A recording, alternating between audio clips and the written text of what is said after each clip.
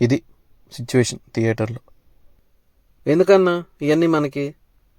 ఆ దయ్యాల సినిమాలు ఏవో తీసుకోక ఈ సినిమా కన్నా ఓంకార్ అన్న తీసే పిల్లమర్రి రాజు బెటర్గా ఉంటుంది కదన్నా. సరే, స్టోరీ చెప్పినోడికి తెలుసో తెలియక ఏదో చెప్పాడు, విన్నప్పుడు నీకేమైందన్నా? ఇలాంటి కాకమ్మ కథలు చెప్తే ఆడియన్స్ రిజెక్ట్ చేస్తారనిపించలేదా? ఇంత ఘోరమైన సినిమాలు తీస్తేనే కనిపించకుండా పోతారు ఇండస్ట్రీలో. అలాంటి ఇంకో రొటీన్ రాడ్ రంబోల సినిమా ఇది కూడా. సరే, ఫస్ట్ హాఫ్ చెత్తలాగున్నా ఇంటర్వ్యూలో ఏదో టిస్ట్ ఇచ్చావు, సెకండ్ హాఫ్ అయినా స్టోరీ స్క్రీన్ ప్లేతో బాగుంటుందేమో అనుకున్నా, మళ్ళీ అదే రొట్ట. మీరు తీసిన రొట్ట సినిమాకి మళ్ళీ దేవుడిని ఇన్వాల్వ్ చేయటం. గూగుల్లో చాలాసేపు వెతికే అన్న ఈ కళాఖండం రాసిన రైట్ ఎవరని, గూగుల్లో కూడా కనిపించట్లే. తెలిస్తే కొడతారని వీళ్ళే తీసేసి ఉంటారు. ఇంకా ఈ అన్యాయమైన సినిమాలోకి వెళ్తే, చైనా ఇండియా మీద పాకిస్తాన్తో కలిసి బయోలాజికల్ అటాక్ చేయాలని ప్లాన్ చేసుకుంటూ ఉంటాయి. సీన్ కట్ చేస్తే హీరో చందు లోన్ రికవరీ ఏజెంట్గా వర్క్ చేస్తూ ఉంటాడు. చిన్నప్పుడు జరిగిన ఒక ఇన్సిడెంట్ వల్ల దేవుణ్ణి నమ్మడు. అలాంటి చందు ఒకరోజు అనుకోకుండా లోన్ రికవరీ కోసం హీరోయిన్ని చూసి లవ్లో పడతాడు. తర్వాత తెలిసిందేగా. ఈ గ్యాప్లో బైనరీ కెమికల్ ప్రైవేట్ లిమిటెడ్లో కొన్ని తెలియని టెస్టులు జరుగుతూ ఉంటాయి. అందులో ఏదో తేడాగా జరిగిందని అది ఆడియన్స్కి వినపడకుండా పెద్ద సీక్రెట్ లాగా వాయిస్ కట్ చేసి వాళ్ళు మాట్లాడుకుంటూ ఉంటారు. నెక్స్ట్ రోజు ఆ కంపెనీలో కెమికల్ ఇంజనీర్గా వర్క్ చేసే సాగర్ ఎవరో చంపేస్తారు. తర్వాత రోజు ఏదో అనుమానంతో ఉన్న సాగర్ ఫ్రెండ్ని వాళ్ళ ఇంట్లోనే చంపేస్తారు. అక్కడికి వచ్చిన ఇద్దరు పోలీసులు అండ్ పోలీస్ డోక్రాని కూడా ఎవరో చంపేస్తారు. అలా ఈ ప్రాజెక్ట్ గురించి తెలిసిన వాళ్ళని చంపేస్తూ ఉంటారు. ఇంతలో మన హీరో చందు కుక్కలంటే భయం హీరోకి పాపం. హీరోయిన్ కోసం కుక్కలా వెంటపడుతూ ఉంటాడు, లవ్ చేసేదాకా వదిలిపెట్టాడు. ఒకరోజు హీరోయిన్ కోసం వెళ్ళిన చందుకి అక్కడ ఒక గొడవ ఇద్ది. అందులో చందు కళ్ళు పోతాయి. నెక్స్ట్ మినిటే డోనర్ దొరికాడు, కళ్ళు దొరికాయి, ఆ డోనర్ యాక్సిడెంట్లో చనిపోయాడు, ఆ కళ్ళు సెట్ అవుతాయి, పెట్టేద్దామని చెప్తారు డాక్టర్లు. ఇంకా అప్పటి నుంచి మార్నింగ్ అంతా పడుకొని నైట్ అంతా మెలుగుతూ ఉంటాడు, గోరకలాగా తిరుగుతూ ఉంటాడు అటు ఇటు. మధ్యలో కొంతమందిని చూసినప్పుడల్లా తలనొప్పి లేస్తుందని చెప్పేసి చెప్తూ ఉంటాడు.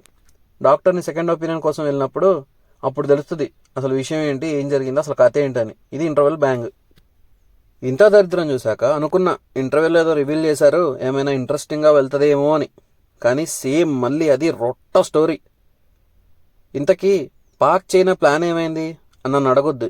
డైరెక్టర్ స్టోరీ రాసేటప్పుడు అదే మెయిన్ ప్లాట్ అని మర్చిపోయి రాశాడు.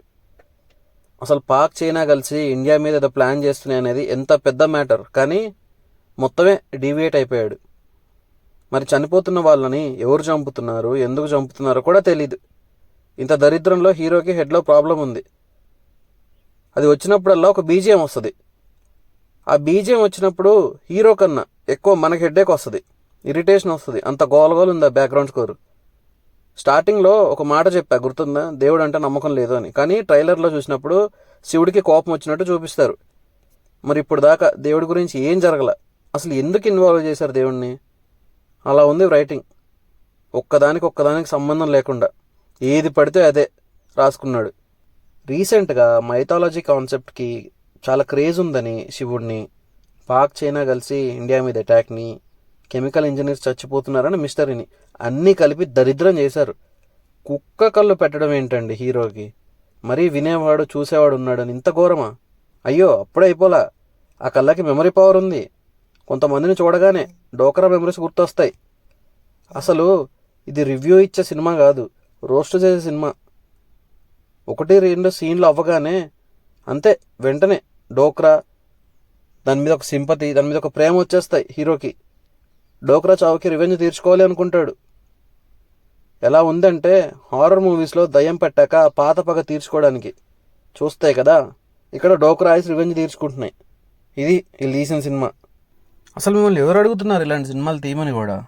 మేము అడగట్లేదే, మేము ఎక్స్పెక్ట్ చేయట్లేదు కూడా. ఇంత ఘోరమా? సీరియస్గా ఇలాంటి సినిమాలు తీయడం కన్నా మానేయటం మంచిది. మనీ అయినా సేవ్ అవుతాయి. పులిని చూసి నక్క వాతలు పెట్టుకున్నట్టుంది. హనుమాన్ సినిమా చూసి సేమ్ ఎలివేషన్ ఇస్తే మైథలాజికల్ టచ్లో హైప్లో వెళ్ళిపోద్ది అనుకోవడం అంతకన్నా దండగ పని ఇంకోట్లేదు. ఇలాంటి సినిమా ఇంకొకటి పడితే అశ్విన్ పని అయిపోద్ది. అలా ఉంది డిజాస్టర్. పర్ఫార్మెన్సెస్ అశ్విన్, ఆది, సూర్యవంశీ అండ్ మిగిలిన వాళ్ళందరూ బాగానే చేశారు. మ్యూజిక్ అసలు బాగాలేదు, డైరెక్షన్ అసలే బాగాలేదు. సస్పెన్స్, హారర్, థ్రిల్లర్, మైథలాజికల్ అన్ని జానర్స్ కలిపి అన్నిట్లో ఫెయిల్ అయ్యాడు. సినిమా అస్సలంటే అసలే బాగాలేదు, వెళ్ళకండి. రివ్యూ నచ్చితే లైక్, షేర్, సబ్స్క్రైబ్ చేసుకోండి.